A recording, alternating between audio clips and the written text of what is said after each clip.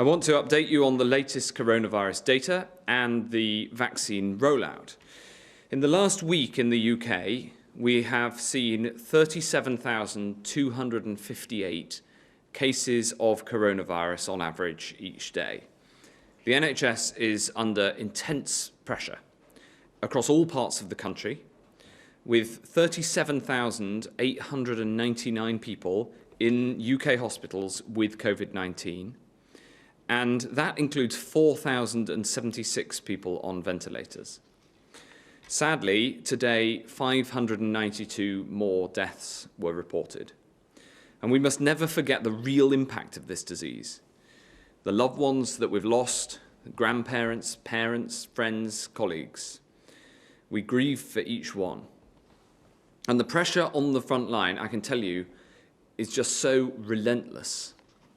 And when I talk to colleagues who are working in the COVID wards, they are flat out and they are stretched to the limit. They're doing everything they can. And I want to say a huge thank you to all those colleagues who are working so hard.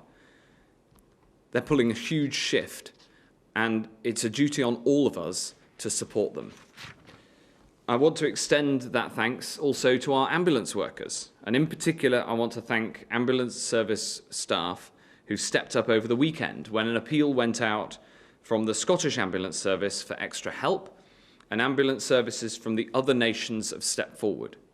Our health systems across the UK routinely work closely together, offering support when it's needed, and from vaccines to ambulance services, we are stronger together. And the UK is stronger together in the fight against this pandemic. And I know how tough that fight is. Thankfully, there are early signs that the actions that we're taking are working.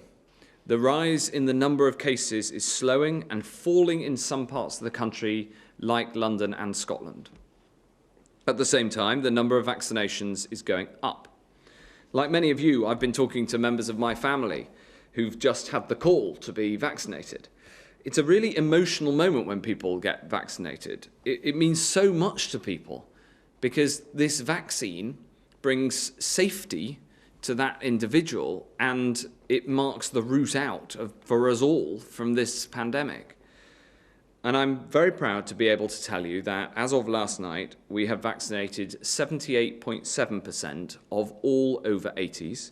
That's almost 4 in 5 of everyone aged over 80. And I'm delighted that you can see from these figures that there's so much enthusiasm for vaccination amongst the over 80s, because octogenarians know what scientists know, which is that the vaccine saves lives. Of course, the rate-limiting factor to this vaccination programme remains supply. As we know, supply is tight. We've had a very strong performance in this past week, and I'm confident that the NHS will be able to deliver every shot that's made available to it. To help with that, today we've opened a further 32 large-scale vaccination centres, including at Blackpool Winter Gardens, the Black Country Living Museum, better known to many as the set of Peaky Blinders, and London's Francis Crick Institute, which itself is no stranger to human ingenuity. And I'm determined to get vaccine take-up as high as possible. Today we're funding councils to enhance their vital efforts to engage those who are hardest to reach through our Community Champions scheme. As of today, 6.6 million have now received a vaccine against COVID-19. That's more than 1 in 9 of the adult population. On Saturday alone, we gave nearly 500,000 jabs. And in the last week, 2.5 million people have been vaccinated across the UK. That's a rate of more than 250 people a minute. We're on track to offer everyone in the top 4 priority groups a jab by the 15th of February. And if you are in one of those groups, one of the top 4 priority groups, and you haven't had the call yet, don't worry, the NHS will be in touch. It is a truly national effort, and alongside the GPs and the pharmacists and the other NHS staff, and of course the armed forces who are working so hard, alongside all of them working every weekend, every evening often, I particularly want to thank the 80,000 people who've stepped forward to help deliver this, doing things like volunteering to stand in car parks for 8 hours a day in the freezing cold to ensure that elderly people can safely get to the vaccination centre.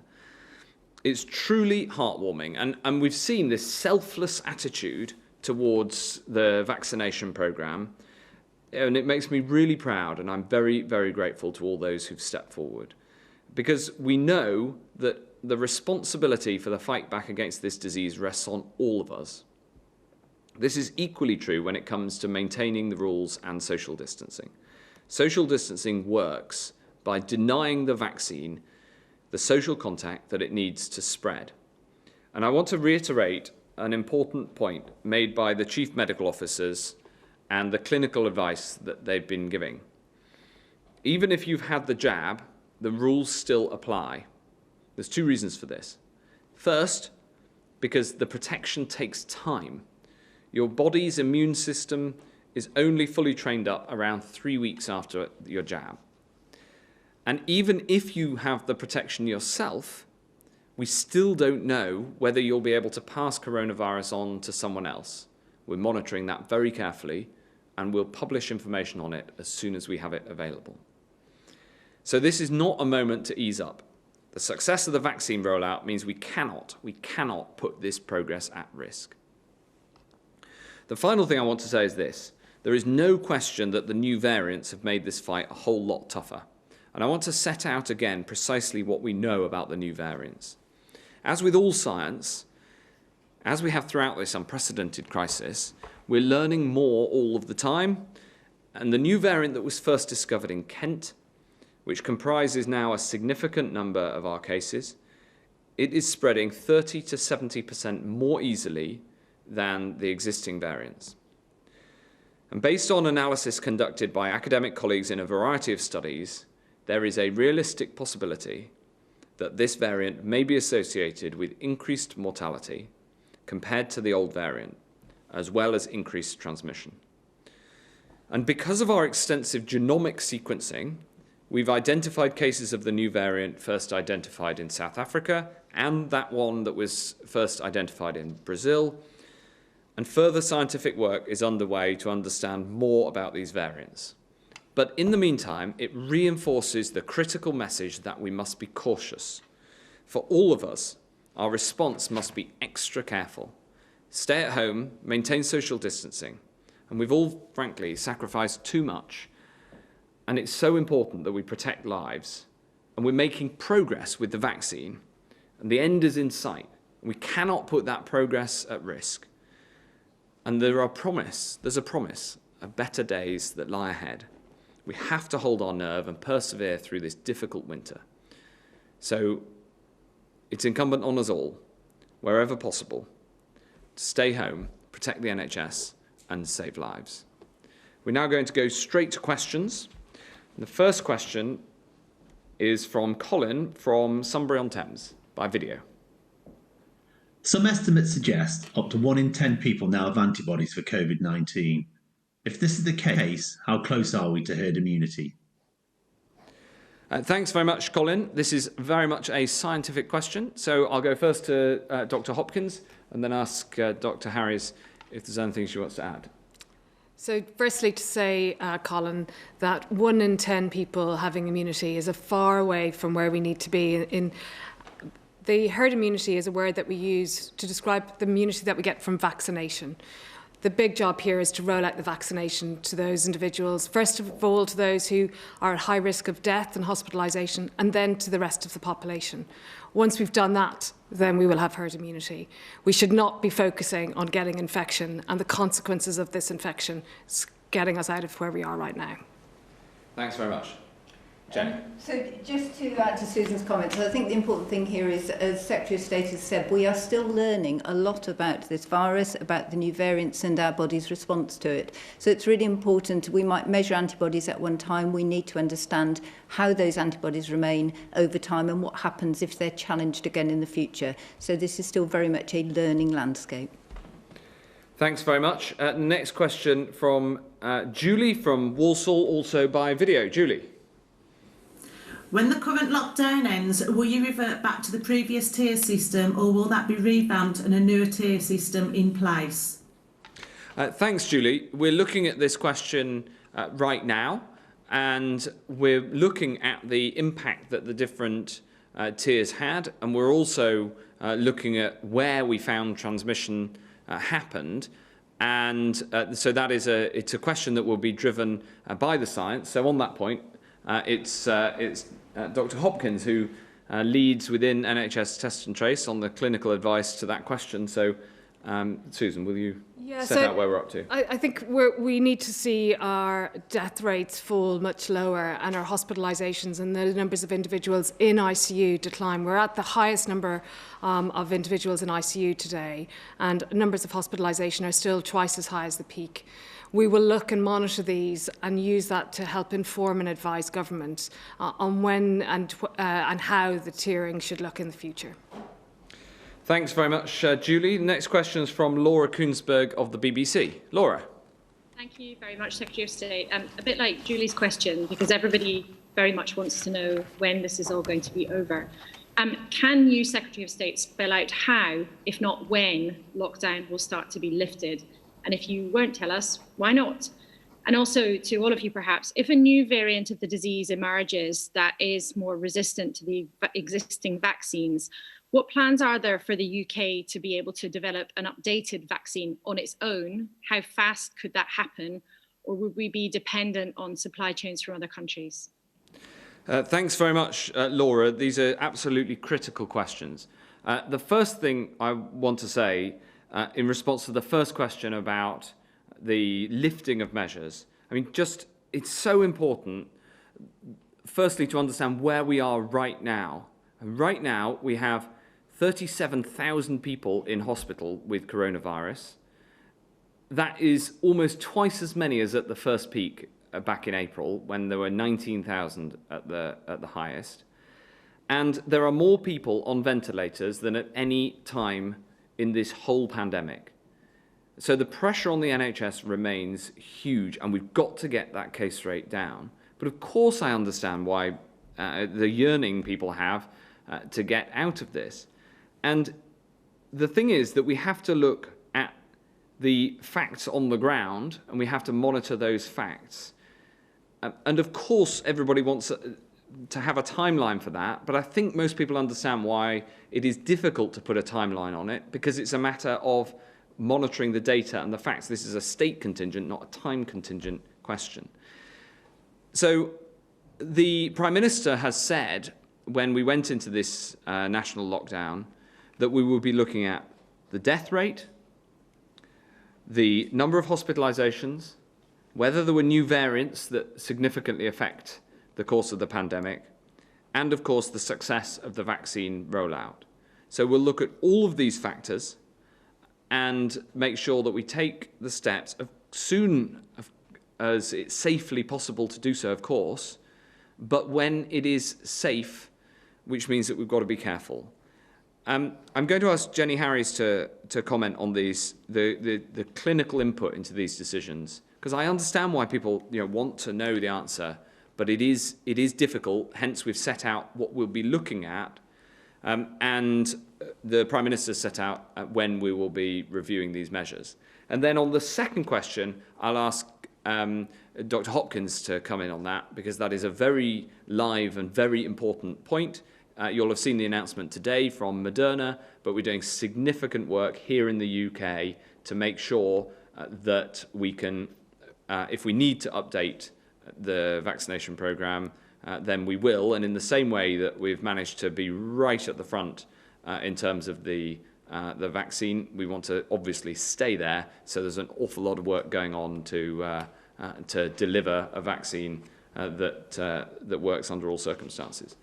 Jenny. Thank you, Secretary of State. So thank you, Laura. I mean, I think, as Secretary of State said, it's really important to realise just where we are at the moment. The lockdown was initiated as we moved into alert level 5, and that meant a serious risk to our health services. And we now have twice the number of people in hospital that we had at the peak of the first wave. So we just need to keep these figures in proportion.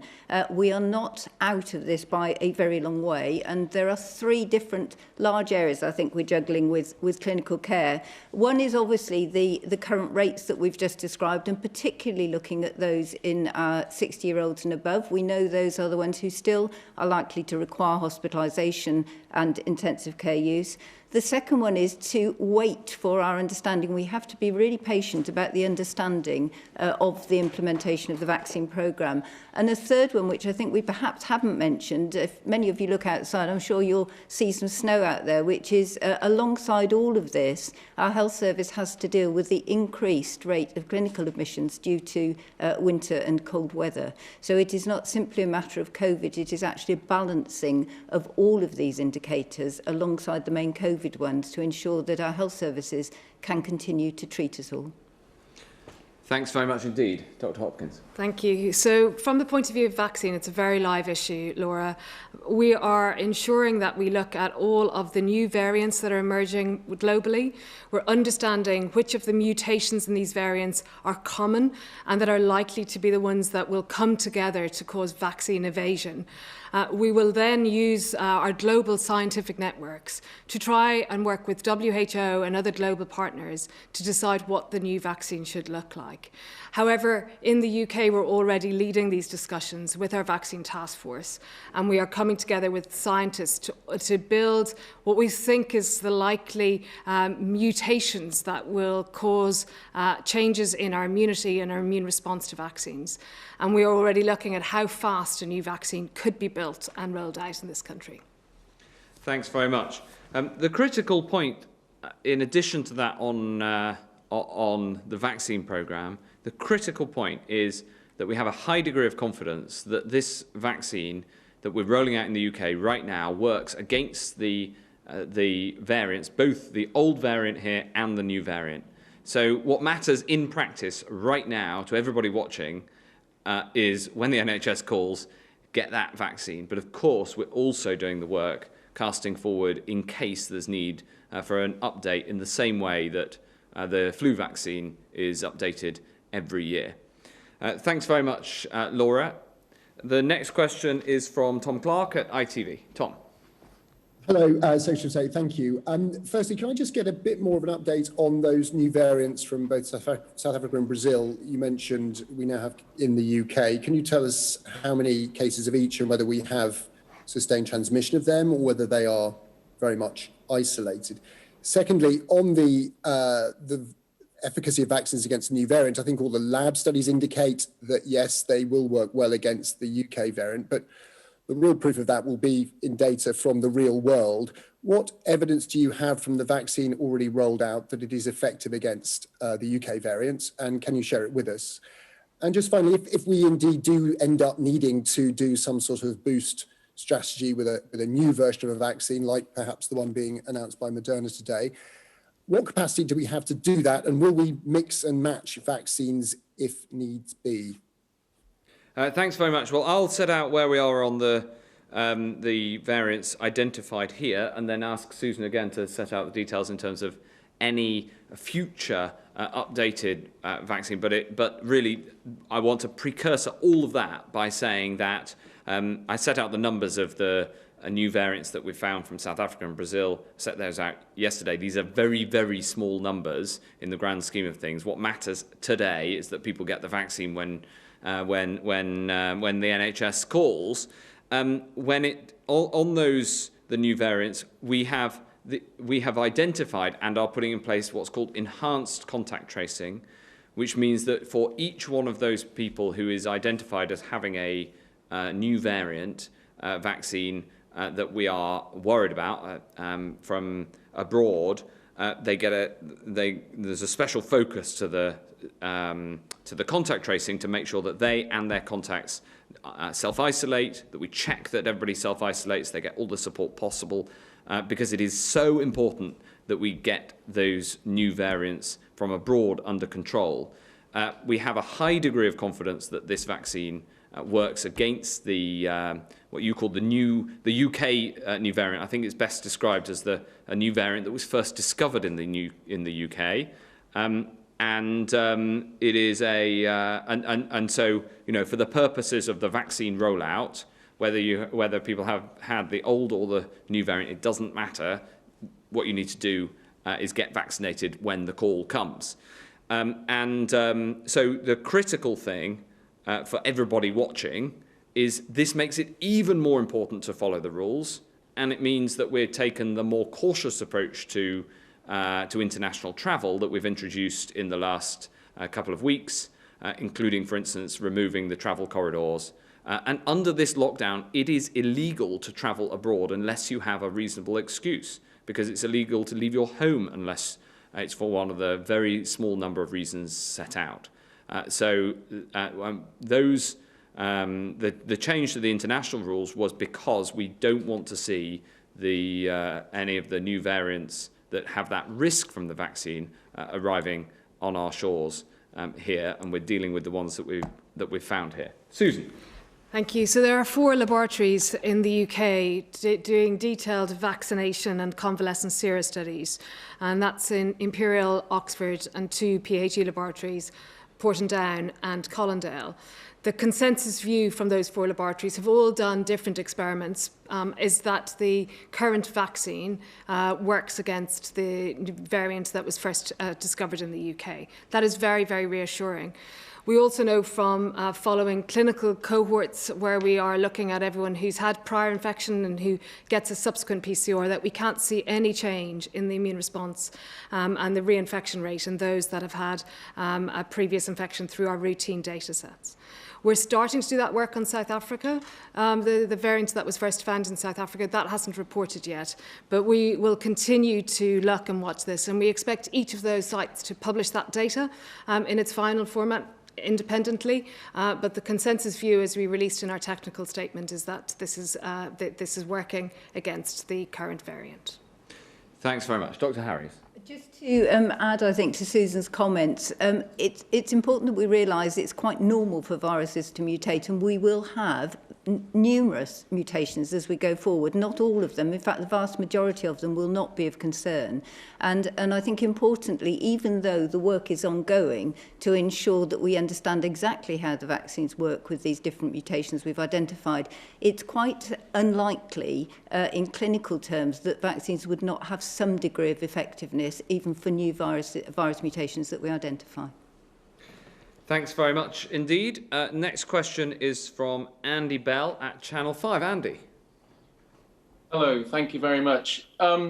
Secretary of State, just to go back to control of borders, do you now personally believe the time has come for enforced hotel quarantine for all people coming from all destinations? Do you feel we've got to that point? And a question for Dr. Harries. You and, to be fair, many other colleagues right at the beginning of this felt that there was no point in controlling people coming in once the virus had arrived. Do you feel now, looking at what's happened since, that was a mistake? Well, thanks very much, Andy. I think it is incredibly important that we are cautious at the border, and we have changed the rules around travel in the last 2 weeks to remove those travel corridors, and the lockdown rules mean that it is illegal to travel abroad unless you have one of the reasonable excuses that's set out in the legislation. For instance, to travel abroad for medical reasons, although frankly, given that we've got the NHS here at home, I can see little reason to do that. So people shouldn't be travelling abroad unless they have one of those reasons. And that's just part of the stay-at-home regulations. It is important that we protect from new variants should they have a vaccine evasion. And it is also reasonable to take a precautionary principle to protect this country whilst we work on the science and the analysis of the different variants that are discovered around the world. Dr. Harries. Thank you.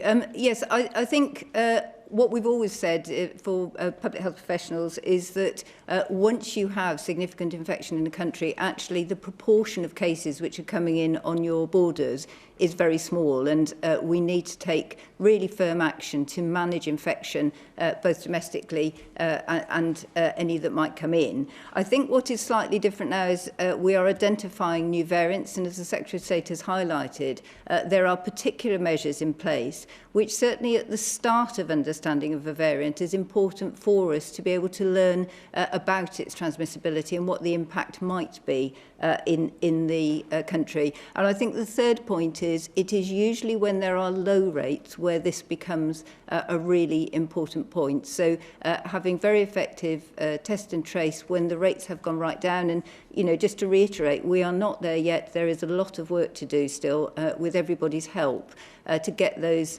rates of infection right down. But when they are down, then that's the time probably to be really harbouring in on infections. Thanks very much. The next question is from Hannah Giesler at The Express. Hannah. Good afternoon, Secretary of State. A couple of questions on variants. You've said the evidence suggests that vaccines will still be effective against the new variant identified here in the UK, but considering the increased mortality risk, is there any evidence on whether treatments such as dexamethasone are any less effective in patients with that new variant? And then we've heard time and again that vaccine uptake is going to be crucial. Now that we're several weeks into the rollout, do you have any figures on the percentage of people offered the vaccine who are taking it so far? And if not, when will you be able to share that data? Well, I'm delighted to say that the proportion of people who are invited to come forward who are not taking up that chance is very, very, very low. I'm absolutely thrilled that with the support of the Daily Express and all the other serious UK media outlets, this vaccination programme is going well. People's enthusiasm for taking it is increasing, and we're seeing that uptake getting to really high levels. In fact, I was talking to a group of doctors and their team in Yateley in Hampshire today, where they've reached 98% of all the over 80s locally who've been vaccinated.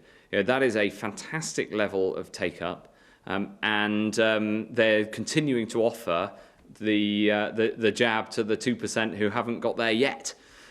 So this is a rollout that is going well. The enthusiasm for taking the jab is increasing, and I hope that we can keep encouraging people and reassuring people who might be wondering whether to have the jab or not, that this is the right thing to do for them and for their community.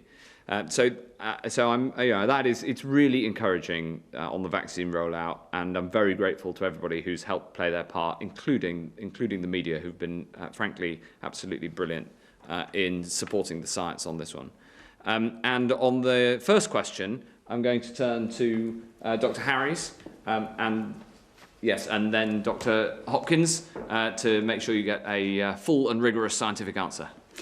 So I might just add on to some of the comments about people getting the vaccine, because I think certainly Directors of Public Health have been working very hard at local level, as have faith leaders as well, I think have been absolutely instrumental in supporting individuals to understand the vaccine, what it means and how they might have it. And we've seen some of those centres open up in churches and mosques and various other places, which will, I think, provide assurance to some local communities. And that is important. The point I wanted to raise was, if, for example, we take some of the very high-risk areas, so care homes are something which is particularly at the top of my mind. We know that the elderly residents are taking that up, but perhaps care home staff were slow to start with and are perhaps a bit reluctant. We know that with more information, they have then been reassured and come back. And that's important because an area like a care home is in itself a bit like a mini population. So it's really important that both the residents and the staff are vaccinated as well. But on the data, so high-level data is already published. I think it's NHS data. Susan will clarify that. I know Directors of Public Health have had a first tranche of of data. And again, really important that we understand not just that people have been vaccinated, but the ages of those individuals, where they live, the sorts of roles they're doing in the health and care sector. And that information is starting to flow. It's a huge task, and Susan might want to add, but I know even today a large data linkage has gone through NHSE and is promoting that data. The important thing is that local communities have the granularity, the real level of data that allows them to access and support people in their programmes. Thanks very much. I'll just add on, particularly on the dexamethasone. So dexamethasone and the studies that were done in the UK through the largest study in the world, Recovery, have really transformed people who are admitted to hospital and who need oxygen and improved survival. We see no signals at the moment that there's increased hospitalisation rate with the new variant, and we're not seeing a clear signal at all that has changed with dexamethasone. So we would expect dexamethasone to work perfectly, because this is about reducing your own immune response and calming that down so that your body can get over this virus with its own immune response. So we expect that dexamethasone will still be effective in reducing mortality with this virus, and we expect that hospitals will continue to give it, which they are doing at a very, very high level, to anyone who needs oxygen who's admitted. So it's reassuring that our assessment is that the vaccine works against the new variant and that the treatments work against the new variant, but it passes from one person to another so much more easily that we've all got to just be extra careful to stop passing it on, because that's how we're going to get this under control. Thank you very much indeed, Hannah. Next question from Dan O'Donoghue from the Press and Journal. Dan. Hello, just two quick questions for you, Health Secretary. Why do you think Scotland has the slowest vaccination rate in the UK? And secondly, we've seen another weekend of polls showing majority support for Scottish independence. Do you think your performance and the performance of your Westminster colleagues over the last year has helped or hindered the case for the Union? Well, I think the case for the Union is undoubtedly strengthened by the work that we've done and shown how over this pandemic we're stronger as one United Kingdom. And I mentioned the work that the NHS does with the mutual aid between different parts of the NHS. But I just pick out one example, and that's the vaccine rollout. We both invested in the science of this vaccine and bought the vaccines that we bought from international companies as a UK government for the whole of the UK. We've then rolled it out to all different parts of the UK through the NHS, including in the 3 devolved nations. And as a result of this, other than Israel and the United Arab Emirates, we have the fastest vaccine rollout in the world. And that's a sign of what the UK can do when we pull together. And I think that for all those in Scotland who are considering this question, what I'd say as Secretary of State is that we're so much stronger together. It means an awful lot to me and my English UK colleagues in the UK government that we are one union that can pull together when things get difficult. And that's an argument that I think is resoundingly powerful, that this UK vaccine delivered by Welsh and Scottish and Northern Irish colleagues in the NHS, as well as, of course, all the way across England, that is a real example of this country firing on all cylinders. I think that I know that colleagues in the Scottish government are working incredibly hard to roll this out across the whole of Scotland. And the NHS in Scotland, I think, is doing an absolutely terrific job at getting this rolled out. I think that it is all about how we work together. And, if this pandemic has taught us anything, it's that we all rely on each other. And that's best done as one United Kingdom. Thanks, Dan. Next question is from Lawrence Dunhill from the Health Service Journal. Lawrence. Hi, thank you. The National Institute of Health Protection is supposed to launch in 2 months' time and take over Test and Trace. Is that still the plan? And have you found someone to lead that organisation yet? The job advert for the chief exec role said an appointment would be made by the end of December. And on vaccinations, the Prime Minister has said the issue of vaccine wastage is very important, and we've been told that it's very low, but we have no information about what that means or how the wastage rates differ between regions, vaccine centres and priority groups. Will you commit to publishing detailed wastage rates? Well, obviously, reducing the wastage rate is incredibly important, and we exchange best practice, and part of the standard operating procedure is constantly kept under review to see how we can reduce the amount of wastage. On the National Institute for Health Protection, absolutely, that is on track to launch in April, and it has a very, very important role at pulling together all the different parts of the health protection response and making sure that we have one institution that is constantly on the lookout for not just the response to this pandemic, but to make sure that we are as prepared as we possibly can be. In fact, in many ways, that pulling together is already happening. Susan is the medical director both for NHS Test and Trace and for Public Health England, and the deputy chief medical officer works across all of those different organisations. So on the ground, this is all, as you can imagine, being pulled together, and we have that rollout plan in hand. Unless there's anything either of you want to add? Thanks very much for that question, Lawrence. My two questions were actually, are you going to publish some detailed wastage rates? And have you appointed the chief exec for the new organisation yet? Yeah, and on the wastage rates, I set out where we're up to in terms of wastage rates. I'm very happy to look into further publications. And in terms of the NIHP, there'll be an announcement as soon as the decision's made. Thanks very much indeed.